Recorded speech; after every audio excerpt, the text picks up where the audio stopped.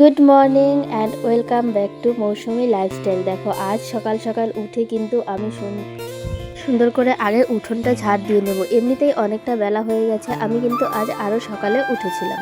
মানে বেলাটা তো হয়েই গেছে, রোদ এসেছে, দেখো সকালের রোদটা বাড়িতে পড়েছে আর বেলা তো হয়েইছে, কি বলবো, কিছু বলার নেই। তো ওই দিক দিয়ে আজকে ঝাড়ু দিয়ে নেওয়া যাবে না, মানে গেটের পার দিয়ে জাবড়াগুলো নেওয়া যাবে না, কারণ ওই দিকেরই হাওয়া আসছে।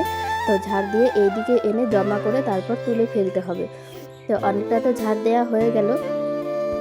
তো গুড মর্নিং তো সবাইকে বলেই দিয়েছি, আজ যেহেতু আমি অনেকটা সকালেই ভিডিও শুরু করে দিয়েছি সেই জন্য কিন্তু সবাইকে আমি গুড মর্নিং বলে দিয়েছি।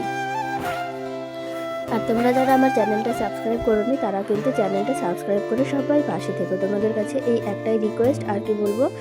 তো এই যে দেখো ঘরের এই সামনাটা তো তোমরা দেখেছিলে পাথরের ছিল, মানে পাথর ঢালাই করা ছিল। তো এটাকে সুন্দর করে কিন্তু বাবা ওরা ঢালাই করেছে, তোমাদেরকে সবটাই দেখিয়েছি।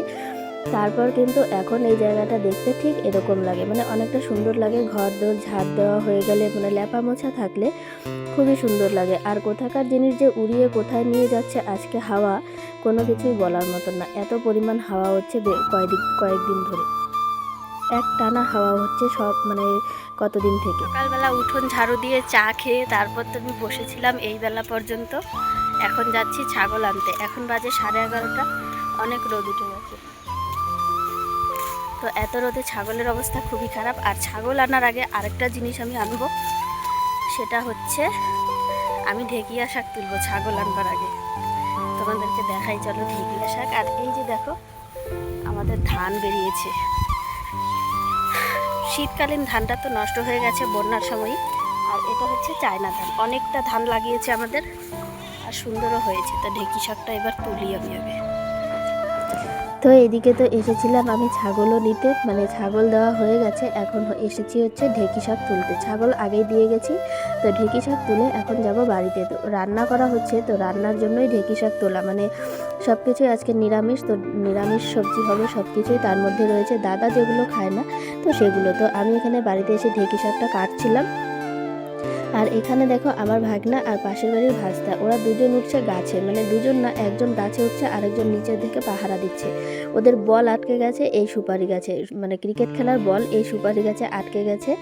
তো এই বল পাড়ার জন্য উঠছে গাছে। তো আমি বাড়ির বারান্দা থেকে দেখছিলাম, লক্ষ্য রাখছিলাম যে কী করছে ওরা, দেখি।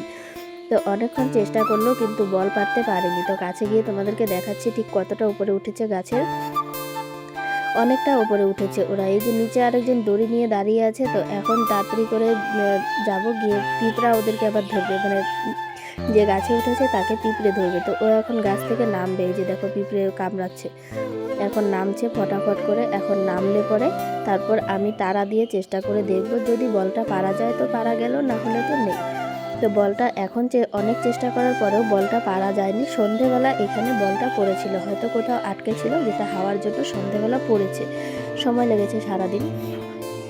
তো ওদেরকে সব কিছু করে দিয়ে, মাকে সবজি কেটে দিয়ে ধুয়ে রেডি করে দিয়ে তারপর আমি এসেছি এখানে মানে সবজি কাটতে বলে এখানে এসেছি এই জায়গাটা পরিষ্কার করতে। এখানে কতগুলো আলু একদম এলোমেলো হয়ে পড়েছিল, এইগুলোকে পরিষ্কার করলাম। এই আলুগুলোকে তো সুন্দর করে পরিষ্কার করে নিচ্ছি, সঙ্গে বস্তাগুলো, এই সব জিনিস গুছিয়ে এখন রেখে তা আলাদা করে তারপরে এই জায়গাটা ঝাড়ু দিয়ে পরিষ্কার করবো। আর আরেকটা খুশির খবর কি জানো, ভাগ্নে তো এসেছে অনেক দিন হলো, আজকে কিন্তু ওর মা আসছে, মানে আমার দিদি আসছে আজকে, যেটা আমার কাছে খুবই খুশি লাগছে। আর একা একা দিদি অনেক দিন পর ট্রেন জার্নি করছে, অন্যবার তো ভাগনা থাকে, মানে তাতান থাকে, অন্যবার সঙ্গে অতটা অসুবিধা হয় না। তো এবার যেহেতু দাতান নেই, দিদি একাই ট্রেন জার্নি করবে, তো ওর অনেকটা অসুবিধা হবে, মানে বোরিং লাগবে। তাতান থাকলে এতটা বোরিং ওর লাগে না। তো আজ একটু পরেই বাড়িতে চলে আসবে। এখন নেমেছে আলিপুরদুয়ারে, আমাদের আলিপুরদুয়ার স্টেশনে দাদা গিয়েছে আনতে, এই টাইমে নেমে গিয়েছে। একটার সময় ট্রেন থেকে নামার কথা ছিল, তো একটার সময় ট্রেন থেকে নেমে গেছে। এখন দাদা বাইক নিয়ে গেছে, নিয়ে চলে আসবে, 1.5 ঘন্টার মতন সময় লাগবে। দিদি চলে আসলে তো আজকে কি আর অনেকটা আনন্দ হবে, মজা হবে। অনেক দিন হয়ে গেল দিদি আসে না, তো ওদের অপেক্ষায় অনেকক্ষণ ছিলাম যে খাওয়া দাওয়াটা একসঙ্গেই করব, কিন্তু ওদের যেহেতু আসতে অনেকটাই লেট হচ্ছে, তাই আমরা একটু খেয়ে নিচ্ছি। আমাদের প্রচণ্ড পরিমাণ খিদে পেয়েছে, মানে দিদি একাই আসবে, দাদা তো বাজারেই থাকবে। তো খেতে বসেছি, আর ও মুখ দেখাবে না। খেতে বসেছি, আজও রান্না হয়েছে হচ্ছে ঢেঁকি শাক ভাজা, বকফুলের বড়া, মুগ ডাল, সঙ্গে যেন আরও একটা কী ছিল, মিষ্টি কুমড়ো আলু দিয়ে সয়াবিনের তরকারি। তো এই সব দিয়ে আজকের খাওয়া দাওয়া হচ্ছে, দুপুরের মেনু এইগুলো। তো যেগুলো রান্না হয়েছে সব কিছুতেই অ্যালার্জি দাদার, মুগ ডালটা দাদা খাবে না, সেজন্য কিন্তু দাদার জন্য ঢেঁকি শাকটা আমি তুলে এনেছিলাম, যেটাতে কোনো সাইড এফেক্ট হয়তো হবে না ওর, জানি না আমি ঠিকঠাক। তো এখন আমরা খাওয়া দাওয়া করছি, একটু পরেই দিদি ওরা চলে আসবে। মনটা আজকে খুবই খুশি খুশি লাগছে, অনেক দিন পর দিদি আসলো। সেই যবে আমাকে দেখতে এসেছিল ঠিক তবে দিদি এসেছিল, আর এই তো আজকে আসছে। তো খাওয়া দাওয়া শেষেই তোমাদেরকে দেখাচ্ছি, দাঁড়াও, দিদি চলে এসেছে। এই তো জানালা দিয়ে ও চলে এসেছে, দেখো ওর অবস্থা, ট্রেন জার্নি করে সারাদিন, আজকে নাকি শরীরটা দুর্বল হয়ে গেছে একদম ট্রেন জার্নি করে। তো এই তো হচ্ছে আমাদের দিদি, অনেকটা মোটিও হয়ে গেছে এবার আবারও, তো ক্যামেরা ঢেকে দিচ্ছে বারবার, ও সামনে আসবে না। আর এই যে আসার সময় আমাদের জন্য আইসক্রিম নিয়ে এসেছে। ভাত টাত খেয়েই একদম একটুও রেস্ট না নিয়ে এখন খাচ্ছি আইসক্রিম, যেটা সমস্যাই হতে পারে। তো আইসক্রিম খাওয়া দাওয়া শেষে অনেকটা রেস্ট নিয়ে তারপর খাবো হচ্ছে বড়ই মাখা।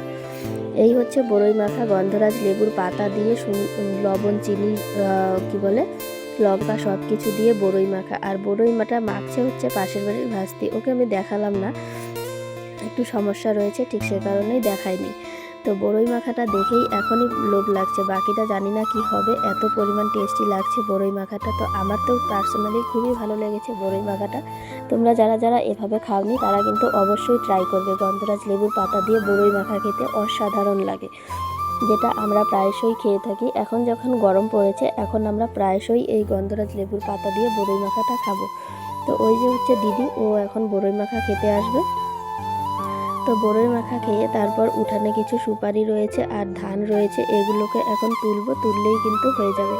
এই সুপারিগুলো আজ সকালে কেটে দিয়েছিলাম, যেগুলো মোটামুটি আধা শুকনো হয়েছে, মোটামুটি বলতে ওই হাফ শুকনো হয়েছে। এগুলোকে এখন তুলে ঘরে রাখবো, সন্ধ্যাবেলা তুলে ফেলবো, মানে ছোলা থেকে তুলে ফেলবো, তাহলে তাড়াতাড়ি করে শুকিয়ে যাবে। আর এই তো হচ্ছে ধান, এইগুলো হচ্ছে আতপ ধান, যেগুলো থেকে আতপ চাল বের করা হবে, তারপর কিন্তু এই বাড়িতে পিঠে খাওয়া বা ছোটোখাটো পুজো অনুষ্ঠান এগুলো চলে যাবে বেশ সুন্দর করে। তো মার আমি এখন ধানটা ঢেকে দিচ্ছি, ঢেকে দেওয়া হয়ে গেলে হয়ে যাবে। তো আজকের ভিডিওটা তোমাদের সবার কাছে কেমন লেগেছে অবশ্যই কমেন্টে জানিও, আর ভিডিওটি ভালো লাগলে লাইক কমেন্ট শেয়ার করে সবাই পাশে থেকো। দেখা হচ্ছে নেক্সট ভিডিওতে। তো আজকের মতন এখানেই ভিডিওটা শেষ করছি, টাটা।